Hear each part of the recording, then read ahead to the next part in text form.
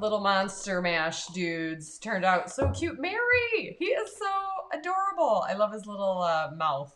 That's like, and his unibrow, of course. This was a fun one from last week of this little Frankenstein dude. Got some good ones. Nikki Capellan shared something. I think this was her first time watching the show. She said, which is pretty cool. Yes, thanks for that was a great in. one. Tracy, good one here. I love the green. Colors. His little striped shirt. Yeah, really good.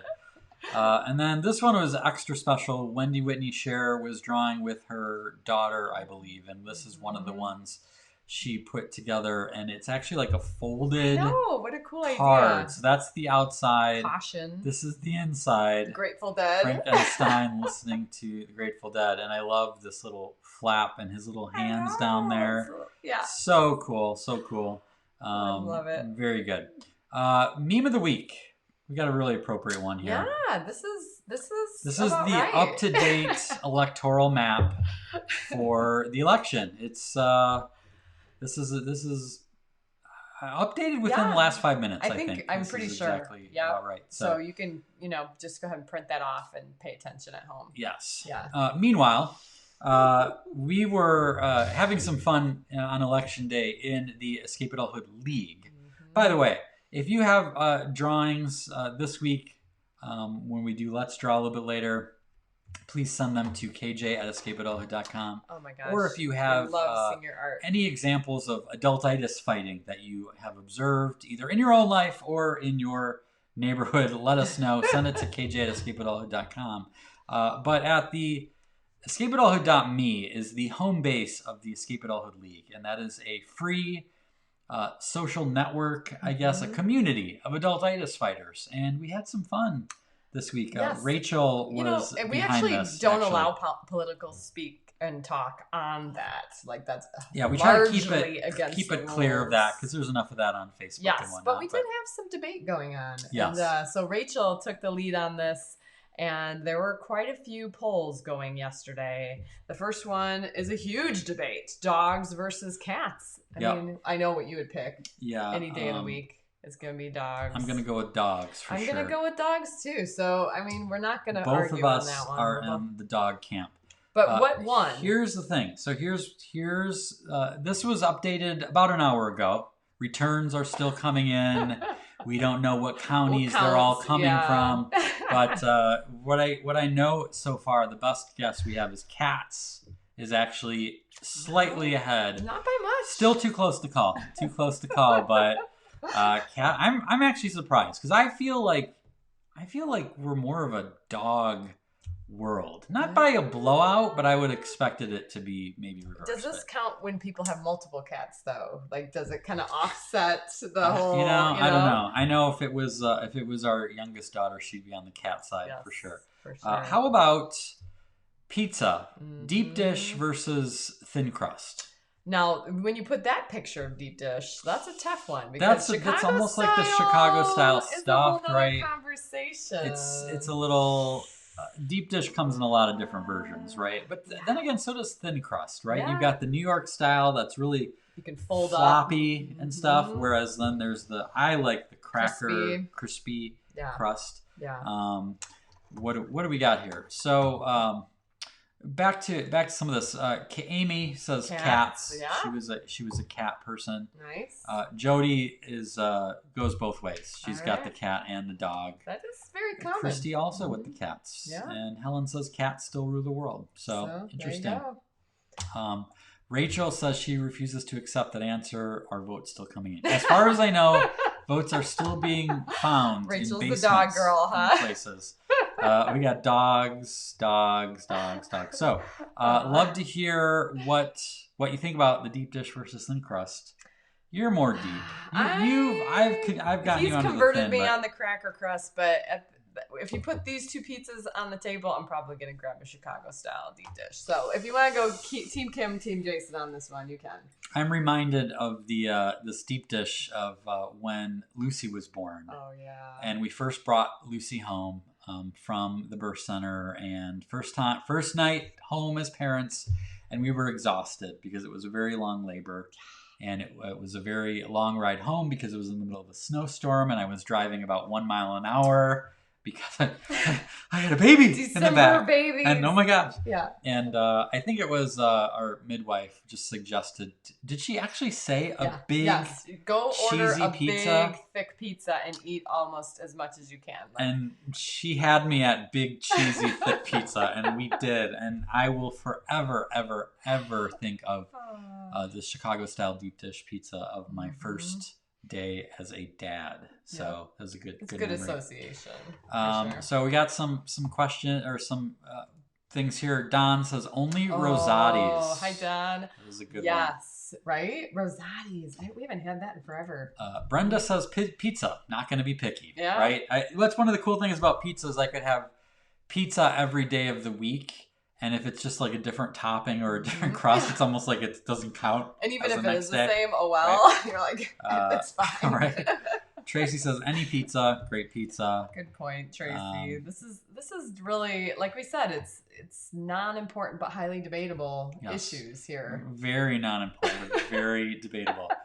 Catherine, mostly thin crust here. Yum. Jen, thin means I can eat more. Yeah, well, that's a good point. True. It's like, how many pieces can I have with this? You know. Wes says Detroit style, and I have to admit I don't know what Detroit style is. We just recently learned about St. Louis style a couple years ago. It's just a different kind of. It's a very specific kind of sauce and cheese. There's a difference to that. Yeah. Fill us in. I don't know Detroit. You have to fill me in there, Wes. Yeah. I don't know. I'd be willing to try it. What about breakfast pizza? Ooh, with like scrambled eggs and cheese. Yeah. Again. And sausage, right? Just add the eggs. Yeah. I love it. Okay, so moving on to the next one. All right. Oh, we didn't even say what's winning here. Okay, that's what So this is the latest thin crust blowing it out of the water. I would not have guessed that. Wow. Okay. Doesn't look like deep dish is going to be able to overcome that. Significant. You would think because deep dish covers so many different kinds that maybe would have tilted the other way, but nope. I guess who knows? Okay. Here we go. This is where we're going to have a battle. We're going to have a battle. Vanilla. I love that you put chocolate by me.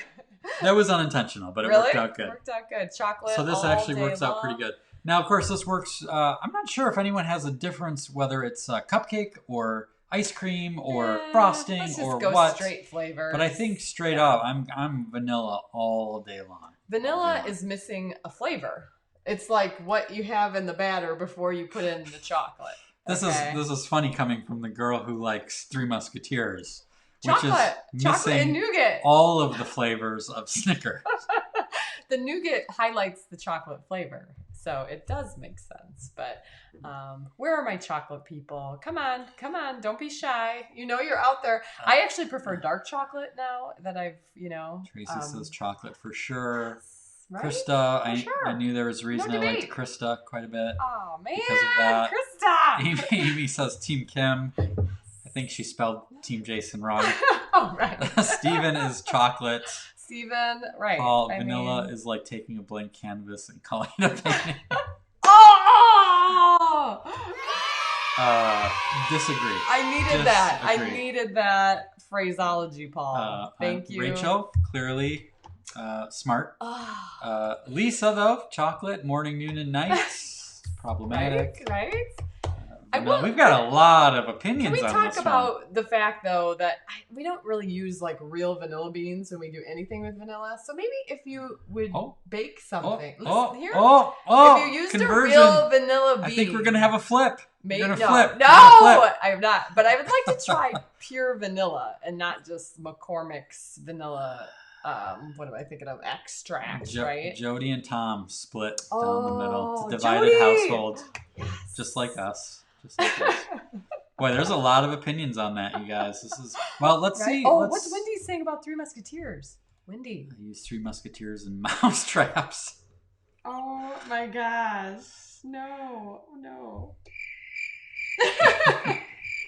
I think that's a great use of Three Musketeers, actually. Now I will concede there is a purpose to Three Musketeers. But what do the people say? What does the vote show? She was gonna throw me something there, but chocolate. That is gonna have Double. I'm gonna have to demand a recount. Call in the lawyers. Let's bring in the cupcakes and talk it through, right? I Why don't we have props for this? That's what I want to know. What props? We should be eating this yes! stuff? What props? All right. How about this? Leftovers. This is interesting. Reheated versus cold. This isn't even you think a about thought the process cold for pizza. me. Well, cold pizza, but nothing else. Well, that's also a leftover. Yeah, I can't think of anything else I'd eat cold, to be honest. But I will eat a piece of cold pizza if I'm in the right mindset. Yeah, I'm reheated all the way. I can't do cold. Yeah. There's some people, though, that actually hate reheated food. Like, they just won't eat it, you know? So there's that. So maybe eating it cold would be better for those people. What do you think is going to win this one? Definitely reheated. I think it's going to be like 80 to 20. Okay. Well, Amy, we got Amy on the cold side. Really? Okay. Yep.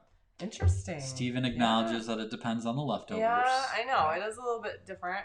Krista also depends, but most reheated. Like noodles, I could never have any pasta cold. That would be strange. Yeah, but you like cold pasta salads. Yeah, right? but that's got like vegetables in it. It's got a different. I don't know. I know. Don't try to make sense. It's crazy. It's crazy. Right.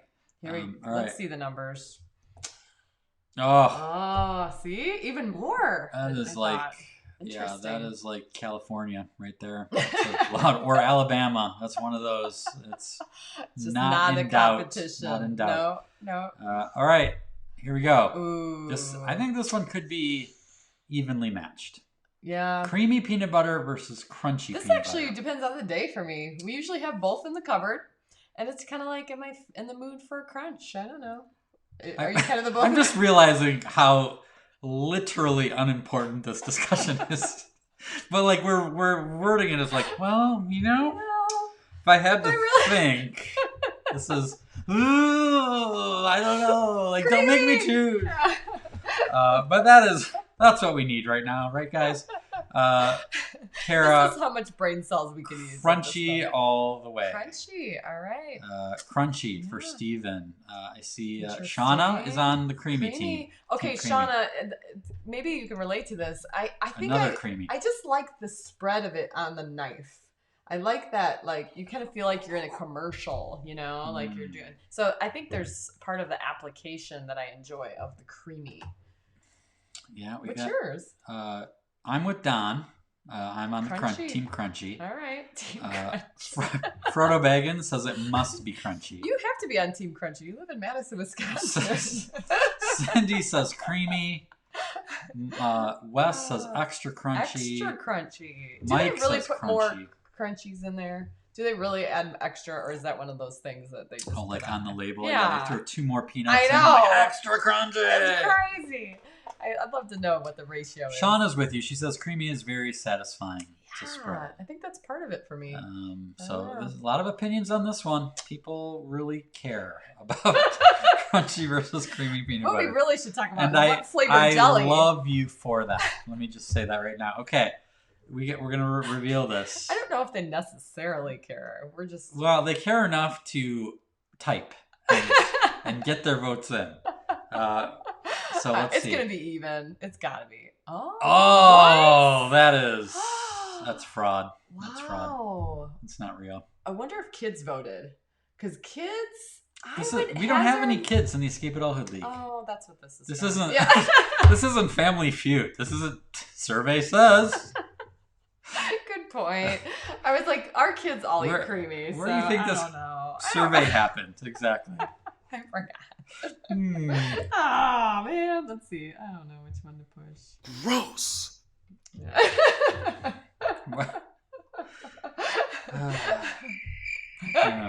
I don't know where we went wrong in this show. I'm still reeling from the Three Musketeers slam earlier, Wendy. I have to be honest. It's a little raw. She's shook. She's triggered. This segment seemed way better than when we started. But okay, I think we have one more left. All right. Oh. And it's gauntlet time. Oh, yeah. We've had this before. We've had this talk before. And we have some strong opinions in this family. It has to be pop, because that's just what it is. Soda is a baking product that helps rise, you know. Pop is your dad. Soda is a drink with bubbles. It just reminds me of baking soda. Clear. Weigh in. Let's go. Help Bring us it. out. Come on. You can't. Who's gonna be You on my can't be pop so side? eager to talk about crunchy versus creamy peanut butter and not have an opinion on this. All right. Yes, Steven. I had no idea, Steven. Soda. Oh, you put soda. Soda first. all the way. No. Where's okay. Barb, but what does Pop. your husband say from Ottawa? What does he say? Pop. You know? Pop. Yes. False. Yes. Helen. Okay, Jody and Tom finally agree on something. Oh. And man. it's sodas. Leah's still standing by what she said before. Soda. Pop is a grandpa. Oh yeah. no. Okay, now the votes are rolling in. This is great. This is a great turnout, you guys. I'm proud of us. Katie, Pop. I'm proud of us. She is all in on the pop. Shauna Thank you for says that, sparkling Katie. sugar water. Hey. Hop on pop, soda to drink. No! Yes. Amy! Team Jason. Team Jason. Do I sense a landslide? Oh, here's a pity vote from Catherine. Yay. Grew up on pop, but I converted think to Catherine soda. may because represent all of New Zealand. So what's the population of New Zealand? you Come get on. one electoral vote. That is all. Oh, man. Wes, definitely pop. See? Anyone Jill, who grew up pop. around Chicago is with me, right? Come on. You know, Jill? Soda is Jill not said a pop? product that helps baking things to rise. That would be baking soda. Two different Baking things. soda! True. You put the baking in front of it and it is totally the same. Now, here we go again. Don. Oh. People that start with D are all saying, I don't know if the survey's big enough. The sample might not be big enough, but I'm going to call that everyone that starts with D says soda. I think that's pretty fair to say. But let's see what... I think that's pretty fair to say. Let's see what the official tally is. Oh, Mike drop. Mic drop. I was expecting it to be closer to 40% for pop. I was expecting it to be a bigger blowout. But, really? you know. I don't know what to say. I appreciate the pop supporters, so let's move on. Yep, we will do that.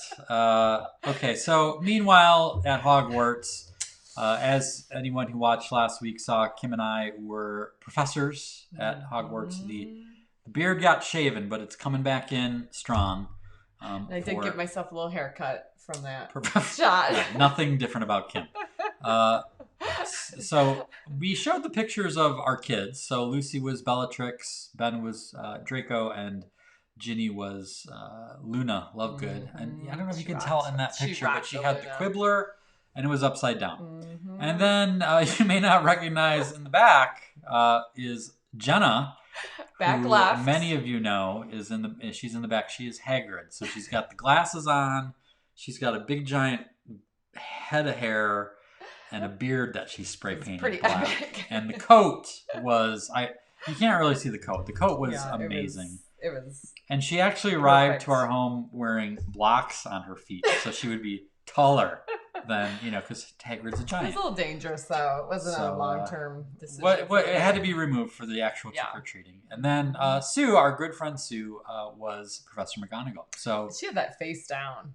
She was pretty good. She had the good hat, and she even had the accent down. That was pretty good. So we had a great time. We actually went trick or treating at the house of someone who's on this chat, Don, and they had the most creative thing. They had they were amazing, huge driveway, but they had all this, was it like yarn? Yeah, strings. Strings. And it was, they're sitting up at their campfire, but then they had these long strings, and at the end of the strings were full-size candy bars, no less. I think there was even a king size one of the kids walked away with. So you could just pull the string and then pick out which candy bar you wanted, and totally socially distanced. We saw, that was so cool, Don. We were just like, who thinks of that? That was so epic. So much creativity. Yeah, plus they had the fire going. They had a little fire pit, and they were in costume. Yeah.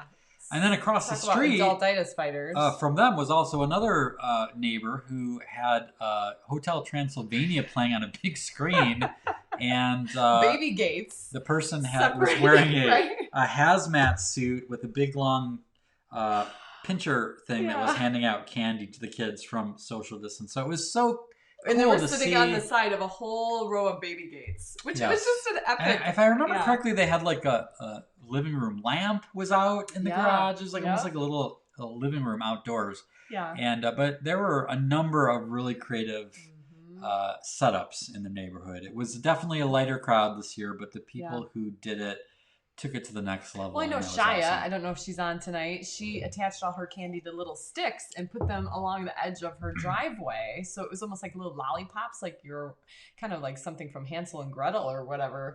Yes. So much. I appreciated just seeing how people were like, I'm still doing this. Let's do it really creatively. So it was pretty epic. Yeah. And seriously, no judgment on those who just close their doors and the lights are off. It's like everybody does what's comfortable for them. It's a good night to watch scary movies. So. Yep. One of the things I wanted to point out in the Wonder and Whimsy Society, we had a mastermind a little while ago, and one of the things that got brought up was about the coming holidays and the challenge with Thanksgiving and Christmas and Hanukkah and the different things that people celebrate, of how to manage that. And one of the things that got brought up that I want to express to anyone watching is the idea that this is the best year ever to try stuff. Like, because like if sometimes people want to mix up the routine, but then there's people who are like, no, we can't change it, and you never get to try anything. Like, this is the year you get to try crazy stuff for the holiday, and you can blame it on COVID. And if it doesn't work, like, you don't have to take the blame. You'd be like, well, that didn't work. Like, but it can also be COVID. The excuse. Oh, well. Well, let's just try it this year. People who are maybe not on board with the idea, you can say, we won't do it next year. It's only this year because COVID. And a little hint, it might work and people might actually like it. And then you may have discovered a new family tradition that you have for years and years and years and years. But at the very least, it's an opportunity to tinker. And if it sucks, it's no one's fault. It's because COVID, right? So little tip to think about as we start to head into the holiday season. And speaking of Wonder and Whimsy Society, one of the things that we do every month is we send them a secret mission postcard. And it actually has a scrambled message, which has a challenge on it. And the front is a trading card that is sort of a collectible trading card. And this month's challenge was pretty special. It was called Halloween Unleashed. And then people get the postcard and there's a secret code that only Wonder and Whimsy members are privy to, and they can unscramble the challenge. But this week's challenge, or this month's challenge, was basically do an adultitis-ridden chore or task wearing a costume. And oh my gosh, they were piling in this past week, of course, with everybody getting their costumes prepared. Inadvertently, and we have some really good ones to share. Inadvertently, I was preparing dinner for Sue and Jenna and our family that we would have after trick-or-treating. I literally walked into the kitchen and saw this happening. And I'm like, you are doing secret mission number 2. This was literally not even planned. This was not planned. This was just him making bread in his Snape costume. Having already gotten ready and the needing bread to was pull the bread out of the oven. So who knew that Snape was also an excellent baker? That didn't get brought up. But we've got some great stuff from people here. Oh my gosh. So Brittany has been wearing this tiara, and she kind of pulled it out like before this mission event. This has been kind of her go-to adultitis fighting thing to wear. So she went grocery shopping and cleaned the kitchen in a tiara. So do you say tiara or tiara? You do you. Okay. You do you. I'll say either one at any point. I will say diadem. Then we have Kelsey, who's on the chat tonight. She went to her Zoom meeting in this awesome Santa gear. And it's like breaking the rules, right? I was going to say, what was just Santa just because? Well, yeah, because she's in a Christmas sweater. Well, I know, but like it's not Christmas time yet. So it was just that's her costume. Just because. Yeah, it's a hashtag not a rule, right? I'm not judging. I'm I love asking for clarification. That's all. Jody, look at Jody, Minion. Literally, this is like a fart gun from the Minions. That's what she called it. And she filled it. Who doesn't have one? She filled it with a cleanser for her mirror. and was washing her bathroom or cleaning her bathroom with this, and she and Tom decided they are going to put some sort of disinfectant in there and keep it in the bathroom at all times. I like that. Going forward. So that's another I think that's a win. Yep. Another good win from COVID. Here we go. Pete. Oh, Pete. So Pete anticipated this one for a while. I love those little purple legs. Oh, they look my so gosh. real. So he not only brought his garbage out wearing this wonderful, awesome ride that he has, but then he went on to, visit the grandkids and surprise them. And there was even a photo that he posted of one of his granddaughters in the suit also that she wanted to try. Now, the cool backstory behind this is that Pete's been admiring those blow-up dinosaurs for a while. We've shared them over COVID. But he was a little nervous that he'd make the baby grandchild freak out. So he thought this was a little less intimidating because you could see Grandpa's head and he was just riding the dinosaur. So this is like a 9-month-old friendly dinosaur costume. This is more of the acid trip version of the Pete, you are like Grandpa of the Year. Pete rules. Pete rules. But last but not least is Matt LaFleur. Yes. Now, what did we say that he's washing the dishes? Yep. So Soap Buster. Who are you gonna call? Who are you gonna call? Soap Buster. Soap Buster. Now, the cool story behind this is that he made this a while ago. It sounded like this is a legit proton pack. Yes. I would not be surprised if this actually works. You might be surprised to know it's just recycled items. Yes. I'm shocked. I'm shocked. He bought a jumpsuit online and put this little guy together and, of course, washed the dishes. And thanks to his daughter, it had a nice little photo shoot. So that's what I'm talking about. Right? Talk about Adultitis Fighters. That's pretty good. The ones that, there are so many amazing ones. We had just people folding laundry in different costumes, like the chores, the combination of the chores, like doing dishes, the cleaning the bathroom, like the mundane stuff. Everybody baking picked bread, the worst ones, Snape, yeah. right? They picked the worst ones, so it was really, really awesome. Great job, you guys. And we would be remiss if we didn't acknowledge two amazing Adultitis Fighters. Happy anniversary, you guys. Today is their Baskin Robbins anniversary, 31. 31 flavors, yep, wow. 31 flavors. So Congratulations. And you guys are such an example of partners in crime doing this right. Your name gets brought up a lot on our Wonder and Whimsy calls. So just know that you are making a difference. And we're so glad you're here. So yeah, I am very confused though. What? Were they married when they were 12? I know, 31 years. Actually, they did put up the wedding picture today, and I think it was 12 and 13 that they got married. Okay, it's one of those arranged marriages from when you're young. I know, I'm glad it's worked out for you guys. It's rare that does, but it's crazy. Super cool. And we got some birthdays too from Wonder and Whimsy members, right? We did not do birthdays last week because we were in costume, and it was kind of staying on character there, but yes. Yeah, because we did that so well. Oh, Betty Vogt and Corrine Hansen and Greta Glover were last week. Happy birthday, you three. And then this week coming up on Friday, we have Ashley Adkins, who I got to talk to today, her and Nick, and Sarah Stone Weber and Abby Cordles, who I just talked to, is next Monday. Birthdays so a happy go-go. birthday, guys. Very cool. Very cool.